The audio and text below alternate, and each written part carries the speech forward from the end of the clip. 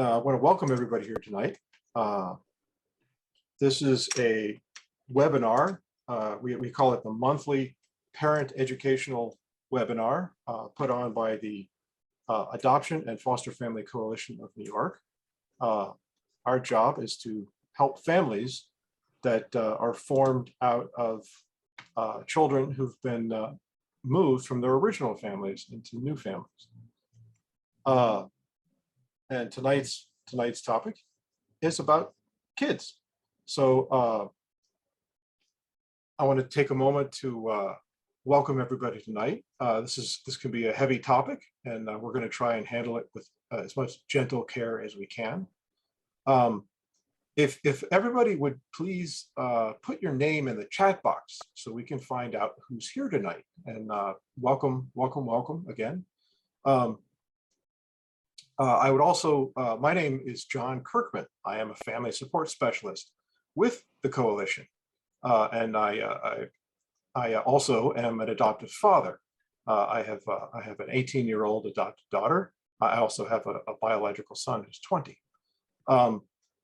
We have a panel of 4 parents tonight who also have adopted children, and they will be the speakers tonight. And I would like them to introduce themselves. If we could kick off perhaps with Renee. Thanks, John. So my name is Renee Heddick, and I am the lead Agape director for the Adoptive and Foster Family Coalition of New York, and concentrate my support for families in 8 counties in central and southern tier of New York. I have been parenting children of trauma, toxic stress, and adversity for 26 years. I was a foster parent, I was a kinship parent, and I'm currently an adoptive parent. And I am parenting 2 children who have mental health challenges, a soon-to-be adult with anxiety and depression. And I have a 15-year-old son who is a multiply disabled child on the spectrum, who also has a mental health diagnosis in addition to his autism, OCD, and anxiety. So I live this moment to moment every single day, and I'm so glad to be here and to be part of the panel. Thanks, John. So Sharon, would you care to tell us who you are? Hi, everyone. I'm Sharon Williams, formerly with the Coalition in the Agape program and currently a continued friend and volunteer to the group. I am the adoptive mother of 2 biological siblings, both in their teens, and one who is struggling with their mental health issues. Thank you. Carol, would you care to introduce yourself? Hi, good evening, everybody. I'm Carol Deiches. I'm a family support specialist in our Long Island region, and I'm a parent to 2 children that are dual diagnosed with special needs and mental health. I have a 18-year-old daughter who has anxiety, dyslexia, and ADHD, and I have a 17-year-old son who has major depressive disorder, mood dysregulation, ADHD, and multiple learning challenges. Thank you, Carol. And Andrea, would you care to introduce yourself? Yes, it's Andrea. Hi, I'm Andrea Marinelli, family support specialist on Long Island, Nassau and Suffolk counties. I am a foster adoptive parent of a sibling group of 3. They came to live with us in 2003 and they were toddlers, and now they're young adults. And so each of them has serious emotional disturbance with medical and mental health challenges. ADHD, bipolar, and autism are some of the diagnoses. And I'm happy to be here with this panel to talk about the challenges and maybe some strategies and some help for all of us to take care of our adoptive children with mental health. Thank you, John. Thank you very much. Just to give a brief review, tonight, the structure of tonight, what we're going to go through is, well, as you've just heard, the introduction of the panelists, parents of adoptees who have mental challenges. And then we're gonna have them talk and explore the common challenges and successes that we have as parents of such children. And then we're going to have a big chunk of time for questions from the audience, so we can talk about stuff people may want to ask about. And then we're going to talk a little bit about resources. We've come up with several, I believe, several lists of resources we're going to share with people. And then we're going to wrap up the evening with a moment of self-care. This is perhaps one of the biggest topics for the night. We're going to actually try and do it rather than just talk about it. And, we've got a in-house self-care mentor tonight. Sharon's going to help wrap us up with that tonight. So I'd like to just one last thing before we kick this off. One of the things that makes this adoption, guardianship, and fostering community work is the respect we give each other about our unique experiences. And one of the most important things about that respect is respecting the confidentiality of what we share here. So please have a care for keeping other people's sharing confidential. And lastly, I'll repeat, if you all have questions, please put them in the chat box. We want to see them, and then we're going to have our panelists talk about them. So I'm going to kick off the speaking session. We have some sort of pre-planned topics to get things going. I'd like to ask the question here, what emotions do we experience when caring for a child with mental health concerns? And Carol, could I ask you to kick off with that? Do we have enough time for me to answer that? Because I can go on and on here. You know, I think the emotions run the gamut of happiness, sadness, guilt, concern, fear.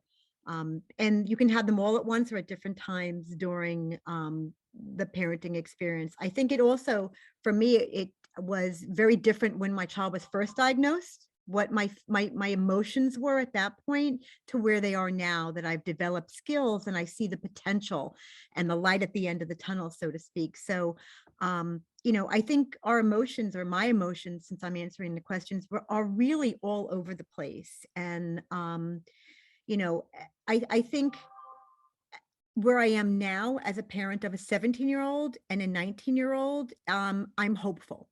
I'm hopeful because I've learned techniques and strategies that make my parenting stronger. So obviously their outcomes are better. I'm hopeful for all the wonderful support that we now have in our communities that when they were first diagnosed, not as much, better now, could be even better. So I'm hoping even in the future that there'll be more. And I'd like to say hopeful because I've seen such growth and progress in my children. So that's my answer to that question. Thank you. Andrea, would you care to step in on this? Sure.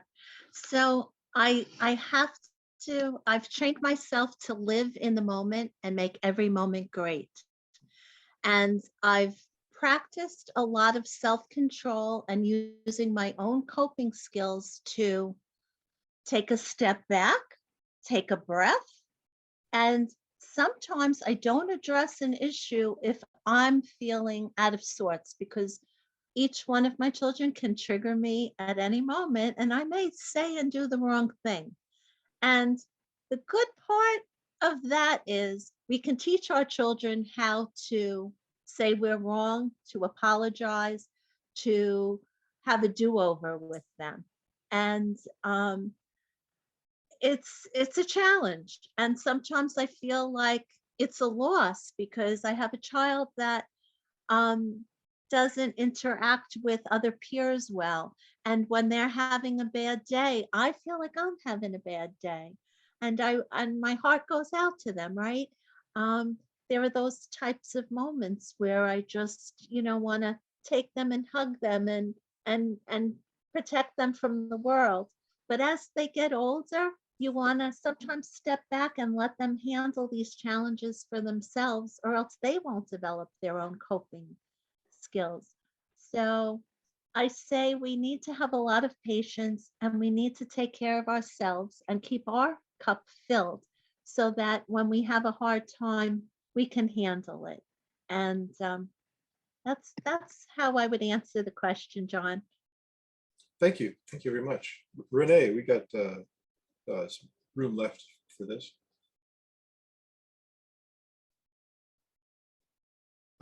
Sounds like you're muted. Sorry, I was muted because my teenage son was making noise. I'll unmute. I told him to please be quiet. I'm going to take a little different point of view here. I would say for me, a couple of things have happened. One is not shame around the fact that they have mental health challenges, but feelings of blame and shame that what did I do wrong, right, that created their challenges. And that's been a hard hurdle to overcome emotionally, right? Because you think back to every interaction you've ever had to think, you know, is there somewhere along the line that I created? And I know intellectually that's not true, right? I know intellectually it's a neurobiological condition, but still that emotion of shame and blame is still there. The other thing I just want to put out there to normalize it, a couple of things to normalize.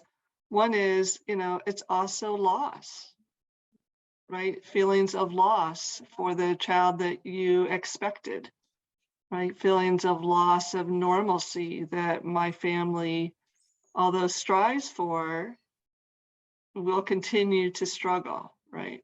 And that loss can be profound, right? Not only for me as the parent, but for the siblings. So I want to put that there so it's a normal experience for families. So I'll stop there because I know there's more to say, but I want Sharon to have a chance. So Sharon, I'll pass it to you. Thanks, Renee. You know, honestly, I cannot add to what you ladies have put out there. I think it's true. It's the emotional roller coaster that you were on, and literally you can go from a high point to a low point in split seconds, or it could be days. And just when you sort of feel like we have this, something will happen and sort of turn your child on their ear, which ultimately turns us as their parents on our ears. And, you know, Renee, I think you hit upon what I've struggled with the most, which is this sense of loss and grief. And it sort of also ties into what Andrea said, is the ability to try and live in the moment. You know, we all have big dreams for our children when they're little, you know, and it's hard to reconcile the dream that we've lost with the wonderful child who actually is in front of us. And so if we let go of that, and I think that as parents, we struggle with the most. Our dream is not their dream. And so we have to be comfortable in letting that go. And I know that's the one thing that I continue to sort of have moments of recognition. I get it, I know that. But then there, you know, in your heart, you're like, oh, but this is what I hoped for. So that sort of counterbalance sort of always rocks me as a parent to my core. Thank you, Sharon. Here's another question. How do we acknowledge and accept our child's illness and embrace everything about our child, or maybe everything else about our child? Sharon, why don't you start this one off? Just keep it going. Sure, John, thanks. You know, it's funny. I've always been able to accept and acknowledge, you know, the differences in my children. I think the idea is that all children are different, and some are just more different than others. I think what I have struggled with the most is having others accept my child and their illness, and not actually looking at it as a debilitating illness. It is just a difference. And how can we build the accommodations that help our young person to be successful, you know, despite this diagnosis that they've received. This diagnosis is not a death sentence. It is not, they will never achieve, they will never be great. The idea is, what can they be great at? And how do we get there? The one problem of having this in the evening is that we're at home, right? And you get to hear my wonderful dog bark. There is an amazing psychiatrist out there named Robert Brooks. And one of the things that he teaches is that every child has an island of competence, the thing that they are great at. And what we have to do as the adult that loves them is help them find that. And so that's what, I've done to acknowledge and accept, my child's challenges. Is just to find out, what is she great at? And let's do that. Thank you, Sharon. Carol, I'm just going to keep going in the same order and maybe shift a little bit. I want to make Well, sure everybody gets in. To what Sharon was saying, for sure, I feel the same way. And I think it's okay to take your time as a parent on when you land in that spot, because I will say, like I said, my daughter's 19, my son's 17, and I can honestly say this was the first year, this year, that I've gotten to the point where I've actually accepted and I'm okay. I'm okay with who my children are and who they will be.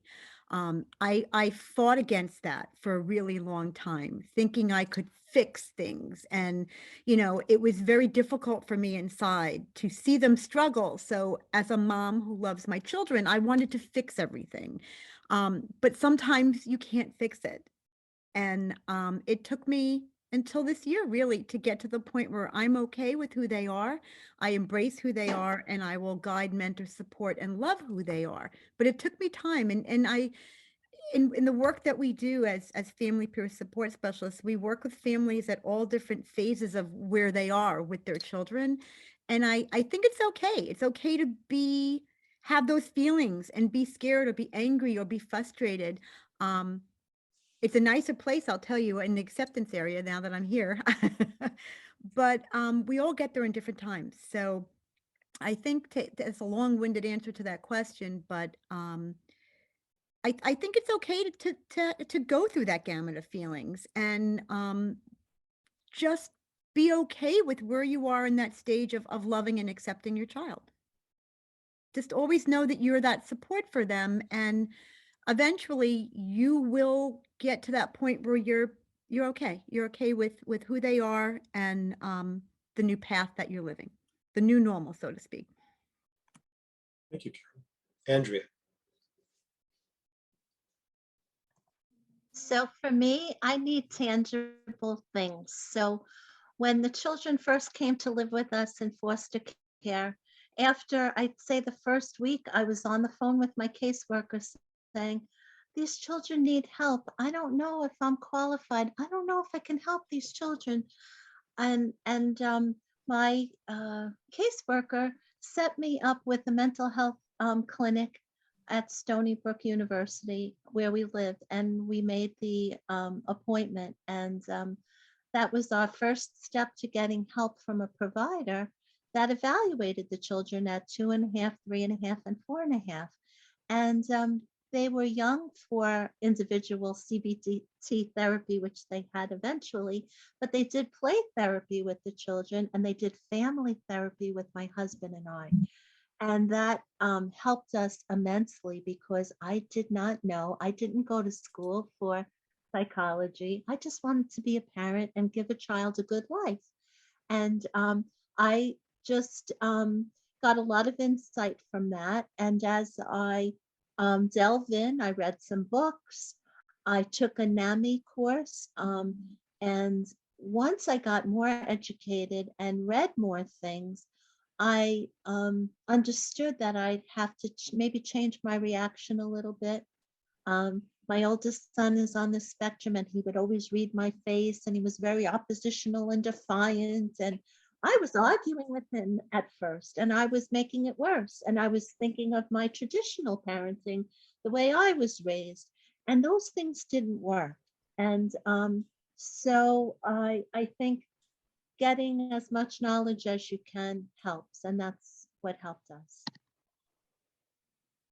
Renee, would you care to wrap up on this question?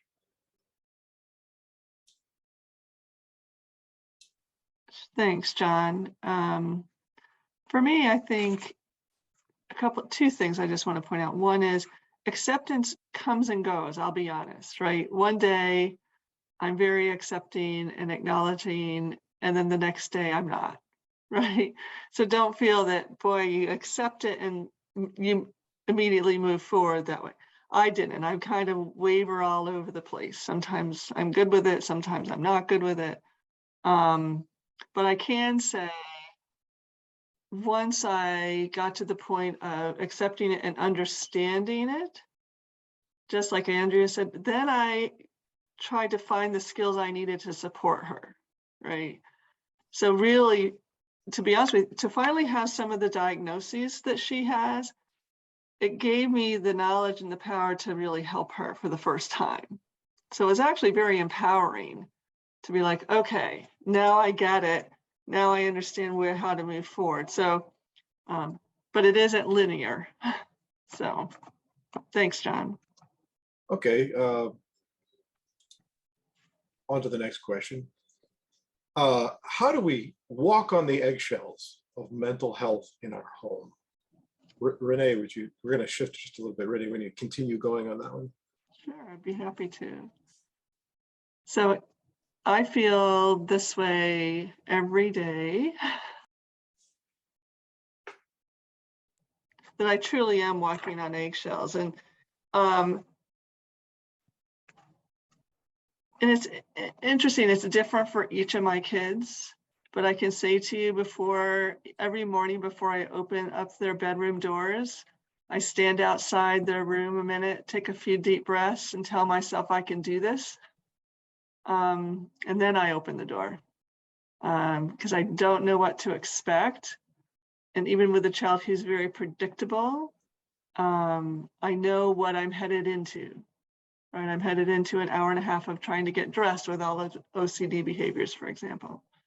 So this is probably the hardest thing for me, is on a daily basis to figure out, where are they in their social emotional state for the day, and what do I need to do? And the other thing I want to say about this is when you have a child who has extreme challenges, including suicidality, there are times when I will think, will my child be alive today? Right?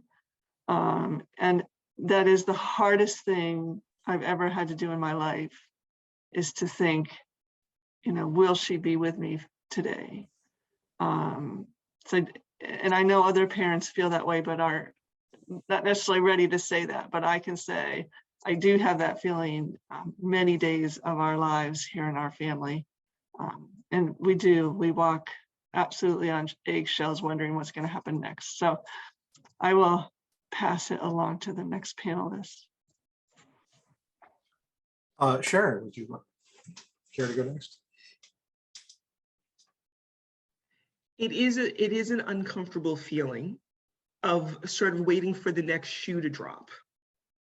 And I will say that same feeling that Renee talked about in the morning is a feeling that I have in the afternoon. Because one of the things that you'll find with, children who might have ADD and ADHD and other diagnoses, they can sometimes use all of their strength to make it through the day, going to school, engaging in activities. But the moment they come home, it's as if all of that willpower goes away. Part of me feels blessed that my child feels comfortable enough to be dysregulated at home, right? Because it's a safe space for them to sort of decompress from their day. But again, we are the full focus of all of that energy.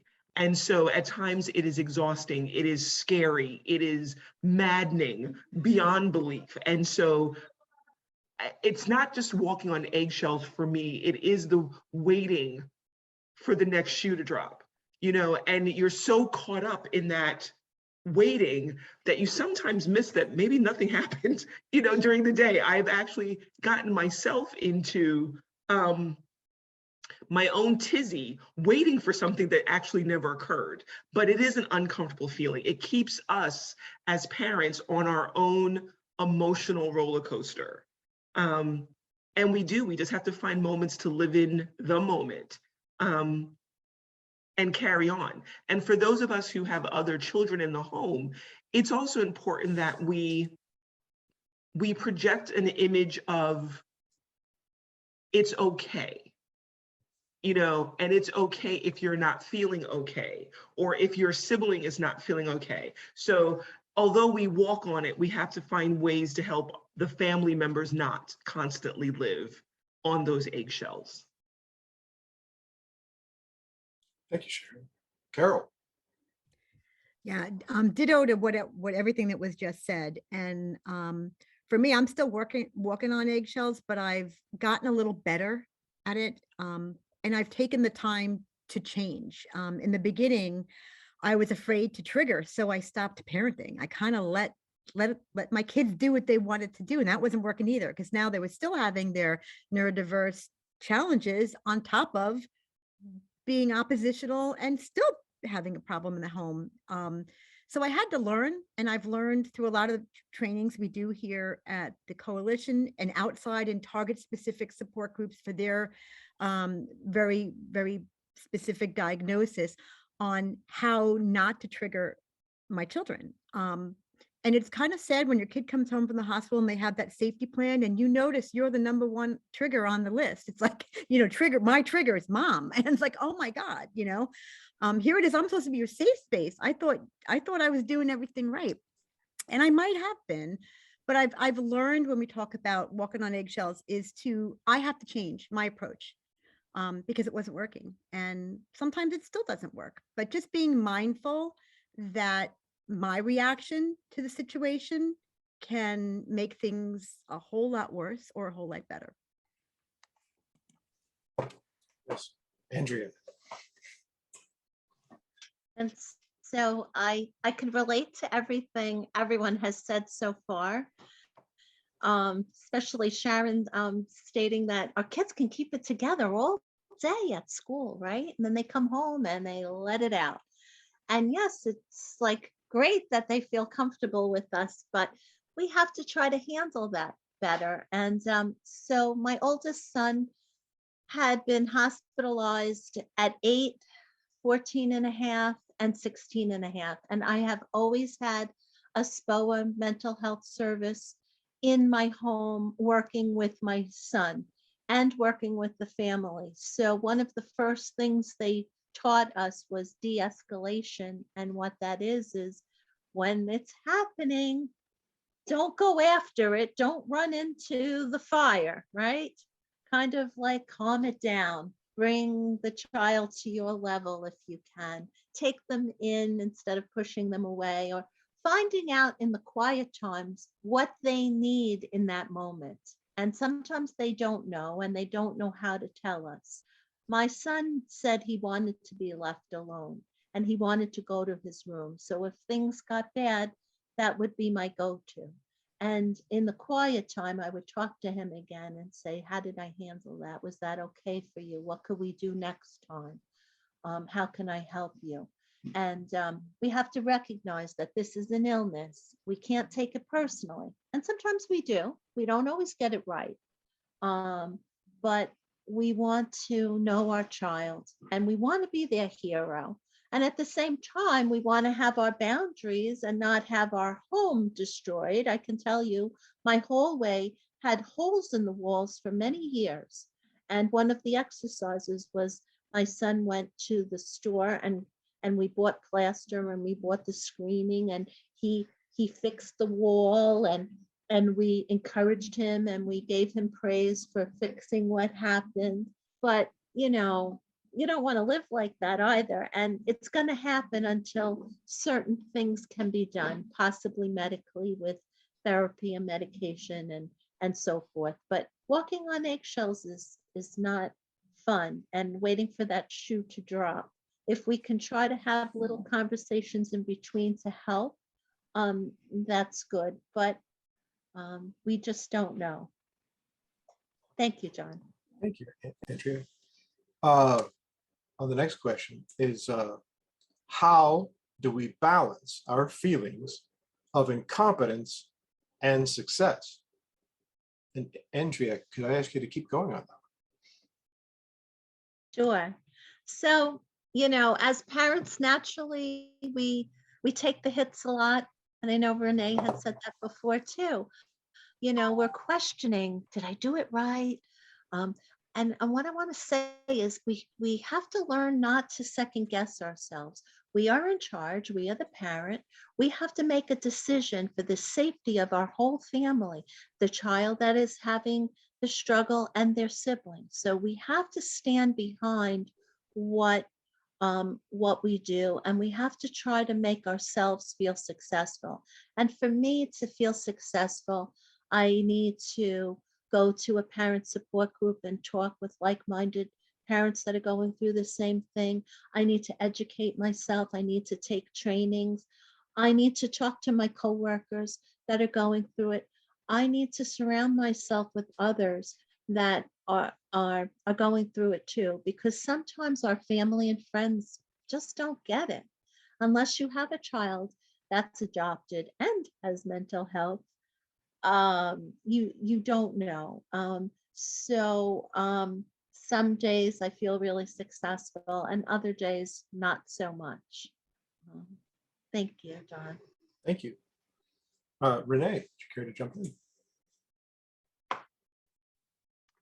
Thanks, John. So I was thinking about this a lot because I would say the majority of my time, I quite often am second guessing myself, Andrea, and don't feel competent in parenting. And I've been parenting for a very long time with really challenged kids. But until I had 2 children with mental health challenges, I never realized how lacking in parenting skills I had. And there were many times where I sat and said, I don't know how to parent this child. I just don't know how to parent this child. And I reached out for support, and unfortunately in Central New York, there's very little support for families. And even when I consulted professionals, quite often they didn't have answers, right? They could explain the diagnosis, they could explain the therapeutic approach, they could explain the medication, but when it came to what do I do when this happens in my house, most of them didn't have an answer for me, right? And just like Andrea, what I'm learning is from other parents. When I sit down with Andrea, Carol, Sharon, and other families like myself, that's where I'm learning to be competent. And we do have success, and I'm going to say, I celebrate every success we have, and they do come, but I still quite often sit in that feeling of incompetence. I'll be honest about that. But every day I'm learning and trying to do better. I can say this, as my child is now a young adult, I'm able to ask her, what can I do to support you?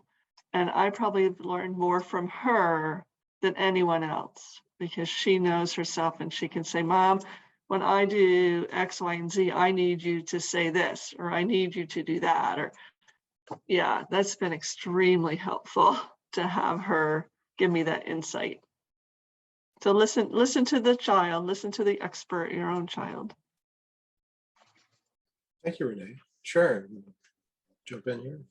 I've thought about this question a lot, and to be honest, and this is not making me special or anything, I haven't really had those sort of feelings of incompetence versus success.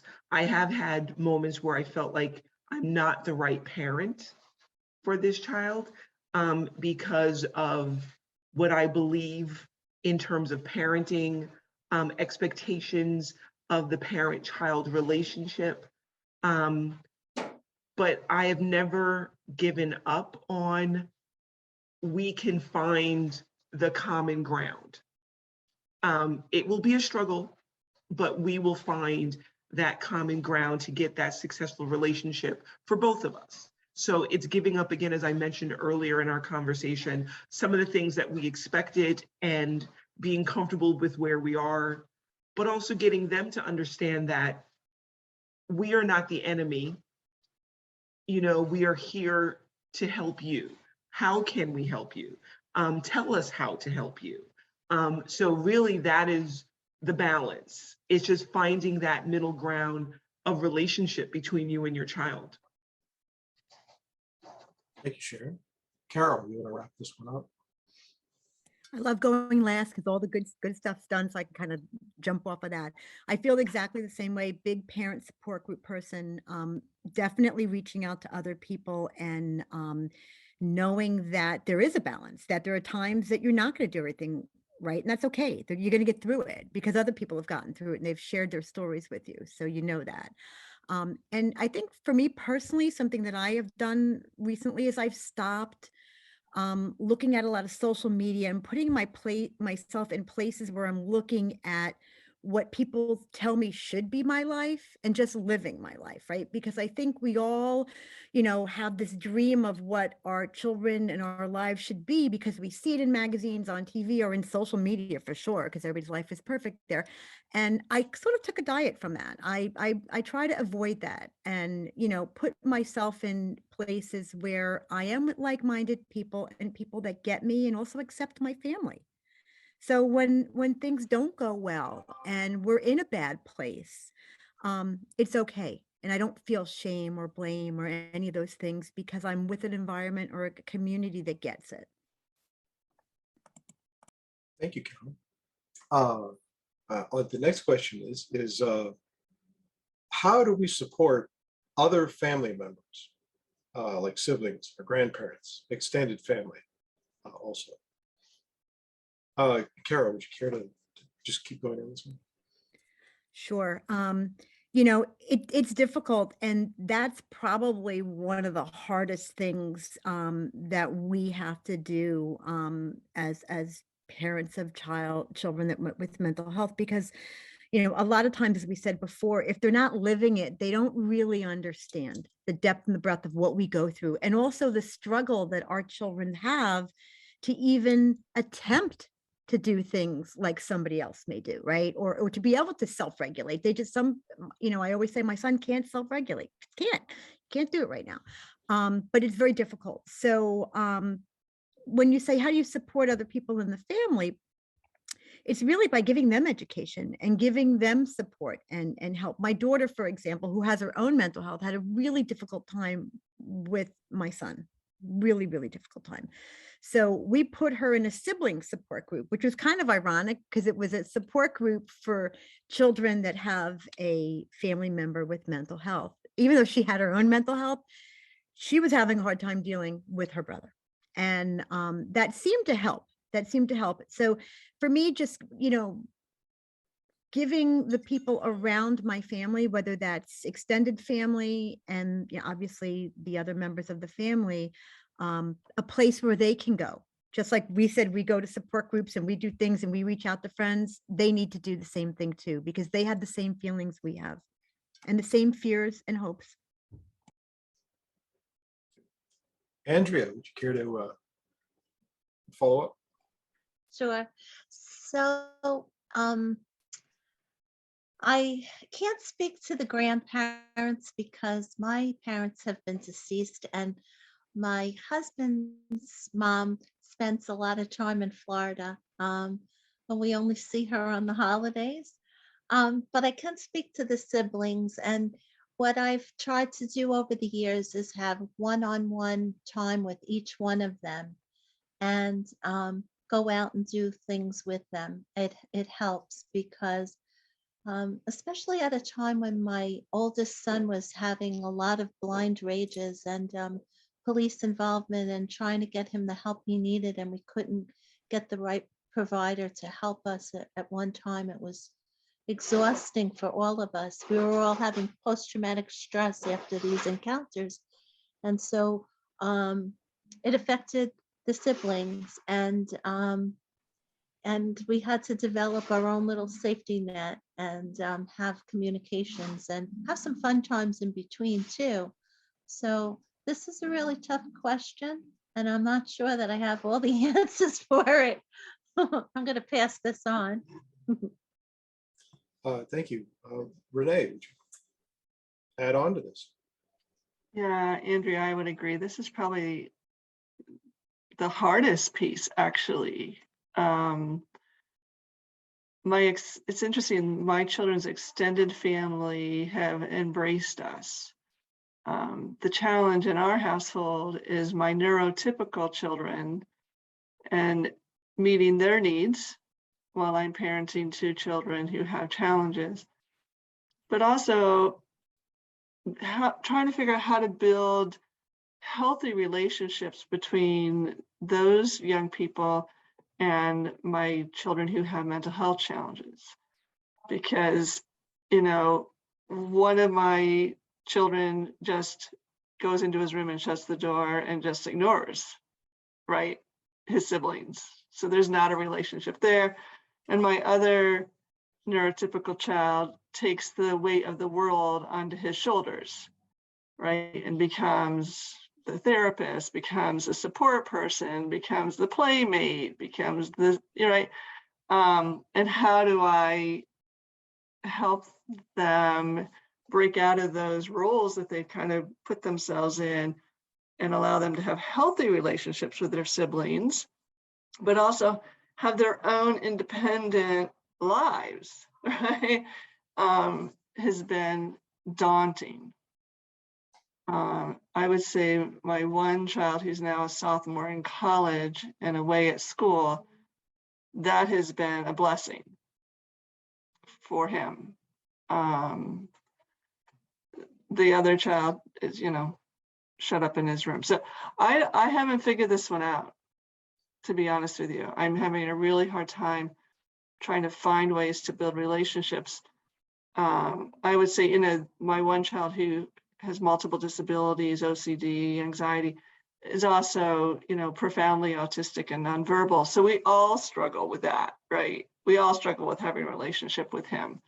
But this, you know, this is extremely important because you need all your children to have healthy relationships and healthy futures. And of course, your extended family, you need their support, right? You need their help. And I am not here to say that I have the answers to this one. By far the hardest thing to do. So Sharon, we'll listen to you for insight. I wish I had the answer as well, Renee. It is one of those things, you know, and having a neurotypical child as well, it is trying to find that balance. It's helping to build a sense of empathy, but separation, finding your own path and not being caught in the whirlwind that might be your sibling.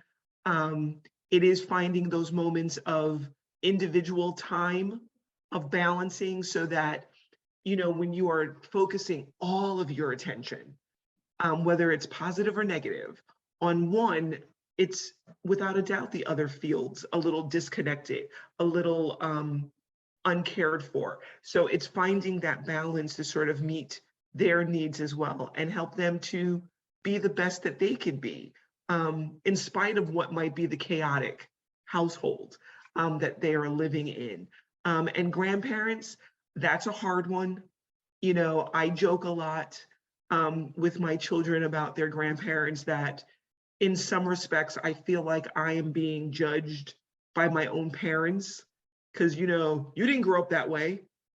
But I've learned to quickly sort of diffuse that. No, I did not grow up that way, but we're talking 30 years later and things have changed. And so we just have to deal with it. But still nurturing that relationship, because the one thing I can say is that my child's relationship with their grandfather is precious. Even in light of all of the diagnosis, that is the one thing. So I nurture that. And I use it as a refuge for them and for myself. But it is also getting those older family members to understand we got to do something different with this child, because those traditional parenting thoughts, although not necessarily horrendous, I know people will differ. I do differ sometimes too. I think, my family was very heavy-handed and then talking. But I have to say that I think I grew up to be a very successful person, but that's not the way to work with the children I have. So trying to help them to understand that, not to shame them for their past practices, but to get them to appreciate the new focus that we might be having as parents with our children who are neurodiverse.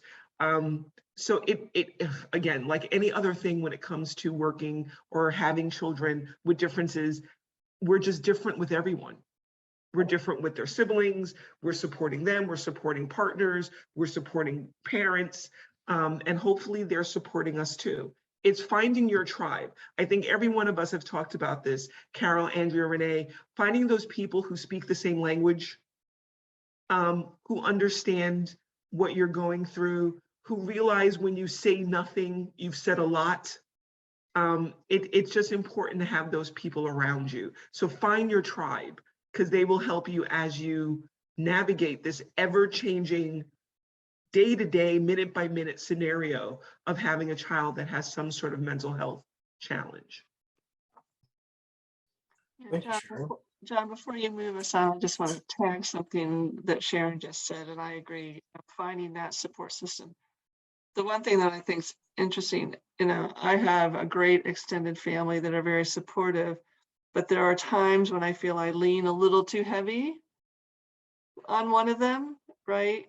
And at times she's like, okay, I can't listen to this anymore. So when you talk about, the extended family is there to support you, absolutely. But I agree with Sharon, Andrea, and you've got to find that outside of the family support where that you can really lean in and be heard and supported, so that you don't overtax your family extended support system. Because I know I have done that. And luckily my sister's like, okay, Renee, I can't hear this anymore, so finding that outside of the family support is really important. Thank you, Renee. I don't know about everybody here, but I'm really enjoying tonight's sharing. I just want to take a moment. We're coming down to our last preset discussion question for the panelists. And we have a lot of time set aside to be able to sort of have open question session from the audience. So please, we welcome any questions you have, put them in the chat box. We would love to hear and talk about them. This is a big topic. My brain is racing from listening to everything that's being shared tonight. I know that I struggle for one with, understanding the difference between what I can and should do and what I can't do. And it's a constant struggle. So please, everybody, bring in some questions. And let's hear a little bit about what you want to hear about. And I'm going to introduce the last question here. And a little bit off my rhythm here. I'm going to ask Carol to start off, but let me read the question first. How do we help our child transition into adulthood? When do we let go? What does lifelong parenting mean for a child with mental health challenges? Well, actually, I'm dealing and wrestling with that now because, like I said, I have a 19-year-old and I have a 17-year-old, and it's a frightening thing to think about because, as we all said, that roller coaster of mental wellness, right? There are times when our children are well, and then there are times when our children are not well, and that outlook and that plan can change in a day. And it happened for me. My son had for many years was on a really great track. We were planning one direction for his life, and within a month and a very serious mental health challenge, it all had to change. So I think the biggest thing that we can do to help our kids transition into adulthood is to let them know that there are options, regardless of the situation, right? And be flexible enough to be comfortable in changing directions with what you think that transition might look like. For my daughter, to help her, we actually got her involved in a process called Access VR while she was in high school. Now, she was going to go to college, but she had severe anxiety. So even though she was on a different path, she couldn't really speak up and advocate for herself. And we all know when our children leave the nest, they need to have the autonomy to communicate in a way that their basic needs are met. And she was very, very fearful to do that. So Access VR didn't really help her get a job, but what they did is they gave her advocacy support. So for a couple days a week, she worked with an advocate that helped her find her voice, helped her learn how to be an advocate for herself, speak up to professors. They helped her identify what her needs are in regards to her neurodiversity and communicate that on a college level. So she was able to go to the college and advocate for accommodations that she needed in college. She was able to negotiate therapeutic supports in a college environment. And I'm happy to say, I still hear from her a lot, but because she does have anxiety, so I hear a lot of what's going on, but she's doing really well. Now, my son is a little different. My son's, and I keep saying hopefully because we don't know. Like I said, I don't know what his path is going to be. We hope his path will be graduating high school in June. We hope. But because of his mental health, that may not be his reality. So what I've done for my son to support him in his transition journey, again, through Access VR, we provided him with job coaching and vocational tracked opportunities. So he's learning different career paths, if that's what he would choose to be in his life, so that he'll have options in his life.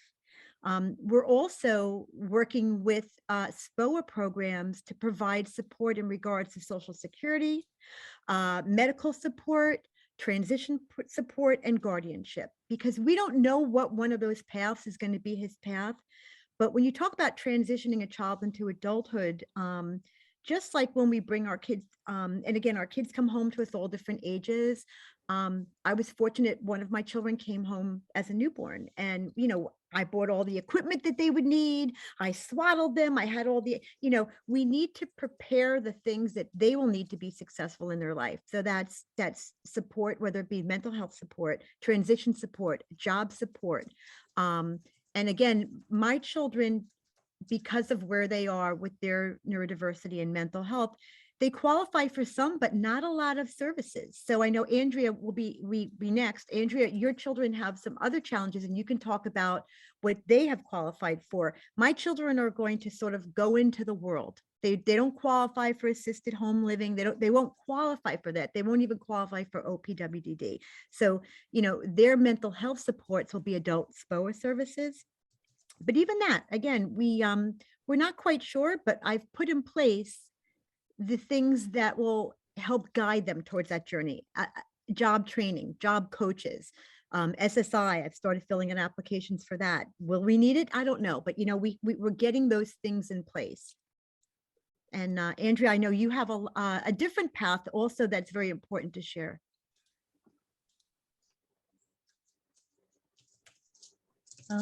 John, do you want me to pick it up? Oh, yes, I do. I'm sorry. I'm busy trying That's to collate the questions from the audience. So, thank you, Carol. So I wanted to further explain that Access VR is a state program through Department of Labor, and it's offered in all counties, and it is a wonderful thing that will stay with the child for their life because they have a disability. And whether they have a Section 504 or an IEP, or they get out of school and they didn't have either one, if they have a diagnosis, they will be considered to have a disability. Usually it starts at the school level with a representative with the district, but there are also applications that you can print from Access VR's website at any time after school as well, so it's good. 2 of the 3 of my children got individual driving lessons and achieved a driver's license. My oldest one however, is established in an adult group home through SPOA because he was 16 when he started, and he is in an adult home now because we would not be able to afford to keep him in a home once we were gone, and we knew that his mental health was extensive. And we established this earlier on in high school. And now, in fact, I found out today that he is having an interview with SPA Housing, which is adult SPOA, for a place of his own or with a roommate. So I don't know how that will go. I hope he does well with that. And I would like to give everyone hope here, but I have to say that I have kept my expectations very high. They graduated with Regents diplomas, but then after that, they weren't very successful. My middle child self-sabotaged in senior year, ran away 6 times, was living on the streets. He wanted to live his life, didn't like our rules. And I had to put him out of the home a few times. But I'm happy to say he is successfully renting a room in a friend from high school's grandfather's house, and he has a job down the road in a career path that he loves, and he's doing well. So he's getting there slowly. My daughter, my youngest, is 21, and emotionally she's 15. She has a binge eating disorder. She's over 200 pounds. She's a small girl. She eats a lot of junk. You can't walk in her room. There's a little path to get to, every day I try to help her clean, and it's a mess again, garbage, food, fruit flies. Oh, it's awful. But I don't blame myself. I still feel I'm successful. I'm a good parent. She's got a tough disorder. She gets her mental health. She takes medication. She does her therapy. She's her worst own enemy right now. So what happened with her is when she graduated, she went on to college, and then COVID happened. And that was it. She flunked out the whole semester, and her special education supports didn't mean much in college. And so we said, okay, work full time, you can go back. You do it on your own timeline. And so she's had 2 jobs. She's keeping the jobs, but she doesn't have a lot of hours. She spent all her money. She has nothing to show for it. So recently, I lost my spouse, and tomorrow I'm having a phone interview with Social Security to see if she can get survivor benefits. One phone meeting, and then the second phone meeting will be to see if she can qualify for SSI for her own disability. So we'll see what the outcome is. I hope it will be good. I don't know, but we are planning to have her go back to college for the fall. So once they leave their structured environment of high school, you better have a plan for them, or else they're going to be in their beds, not leaving their rooms and not doing what they need to do. So that's what happened to us. I think that they need to go from structure to structure. Once they lose that structure, they get lost. And let's face it, our children are faced with social media, computer games, and doing things from their home, right? And not interacting with people. So I wish you all the best. And I'm still on the journey. So it's day by day. Thank you, Andrea. Renee, follow up. Thanks, John. So I also have a 21-year-old, and then my other child is going to be 15 next week. So I would echo what Carol and Andrea just said. Access VR, and it's an acronym for something, I don't know, but Access VR, if you aren't familiar with it, Google it. We have tremendous support for my daughter through Access VR. Not only do they, assist her in applying for college, getting her accommodations in college, They also help pay for college. So she, with their support, it took her 3 years, but she completed her associate's degree. But it took a lot of support with me, with them, with the staff at the college. I would say this little tidbit, and I don't know if Andrea and Carol have done this, but it was as soon as our children turned 18, they're an adult. So no longer do we have access to medical information. No longer can we make phone calls to make appointments. We can't talk to the colleges. We can't talk to any, right? They won't talk to us. So one of the things that my daughter and I did is she wrote a letter to the college she attended, giving them permission to speak to me. And that was crucial in our circumstance, because as a matter of fact, she had a mental health crisis in college, and I had to help her make a different alternative plan quickly. And the only way I could do that is with the permission of talking to the college. So that's just a little tip. Make sure that in the doctor's office, they can sign to give permission to share medical information for you, but they've got to sign something that lets these professionals talk with you. So that's one thing I would say was important to note. At 18, make sure that you still can talk to these professionals. The other thing I would say is just what I've said all along. It kind of ebbs and flows. We have a lot of successes, and we are encouraged and thrilled and supportive and cheerlead those successes. And then we have steps backward. And I guess to just take those in stride and know you're going to step forward again. I think it's going to be a long journey. It's a lifelong journey, right? It's a lifelong illness. But if you go in with that mindset, it helps. But also knowing what the resources are helps. So, you know, I'm hopeful. My daughter now has works in the school district and absolutely loves what she's doing and is doing a great job. And is making plans for independence. So very excited about that. Then I'll just say for my other child who has multiple disabilities, and in addition to Access VR, if your child has a developmental disability, they can qualify for the Office of Persons with Developmental Disabilities Support, OPWDD. And they provide an array of support.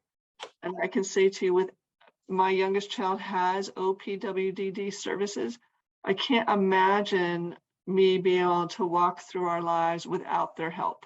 Let me just say that.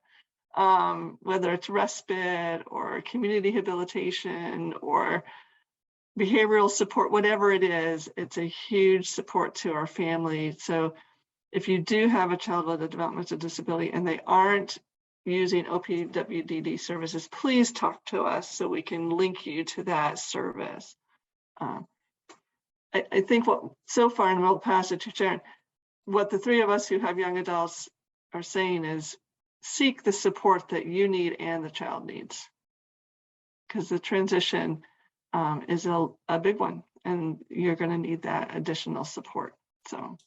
Sharon, I know you have a teen, so we'll pass it to you. I do have a teenager, and so we are beginning this journey of how do we prepare for adulthood. And I will be honest with you, we haven't thought that far ahead. The one thing that does concern us, her father and I, is the relationships she will build when she does become an adult. You know, whomever her partner will be, will they understand her? Will they support her? You know, I feel that's going to be the biggest struggle.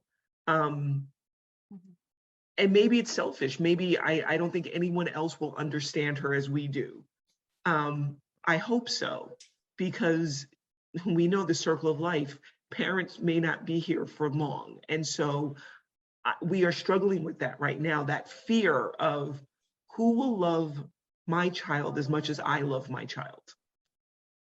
You know, I picture relationships that turn abusive because someone won't be able to regulate themselves when she's dysregulated.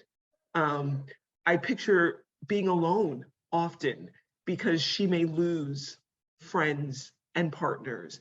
And so we are really trying to figure out how to overcome our own fears so that we can provide her with those supports that Carol, Andrea, and Renee talked about, because she has to.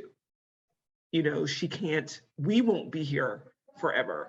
And nor do I feel it is the responsibility of her sibling to care for her, because he will have a life he has to live on his own.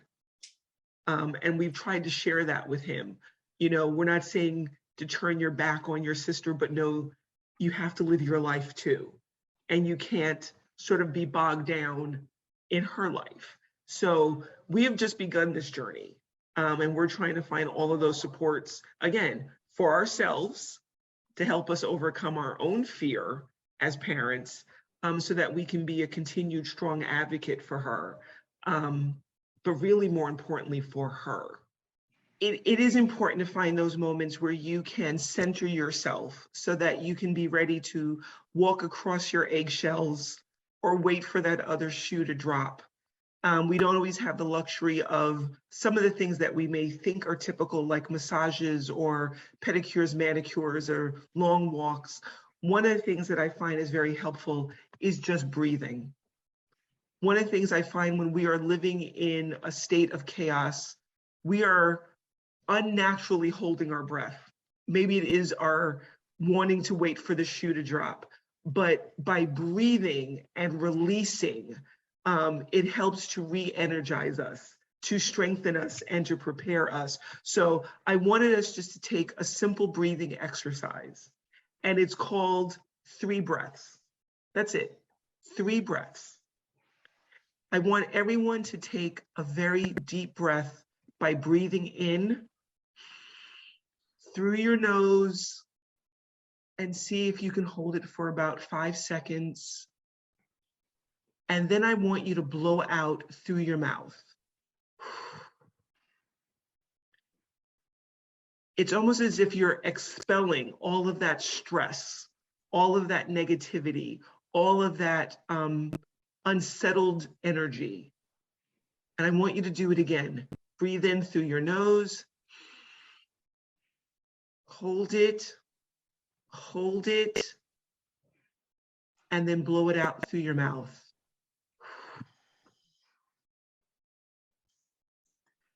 And then I want you to do it one last time. Breathe in through your nose. Hold it,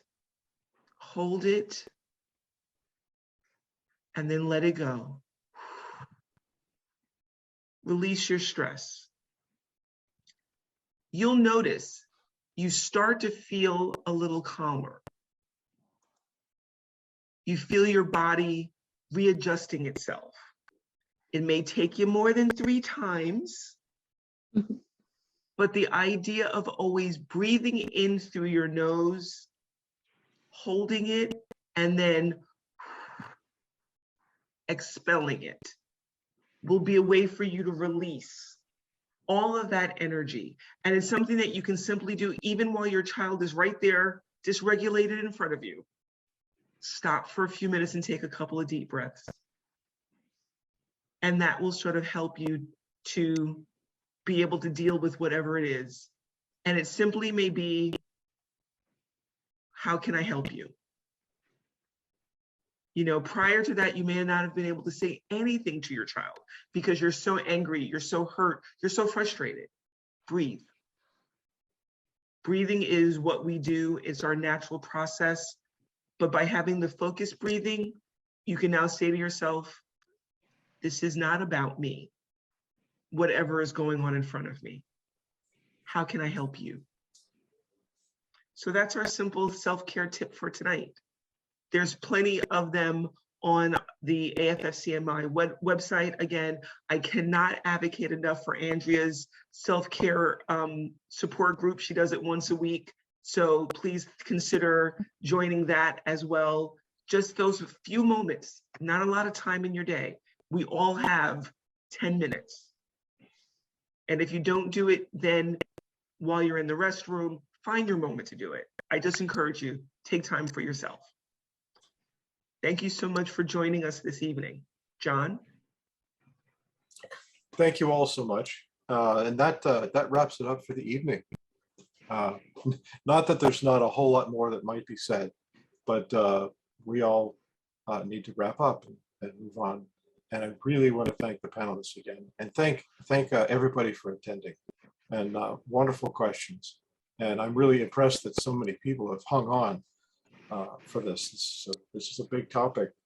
It's important. It's very important to me. And so I'm going to say good night.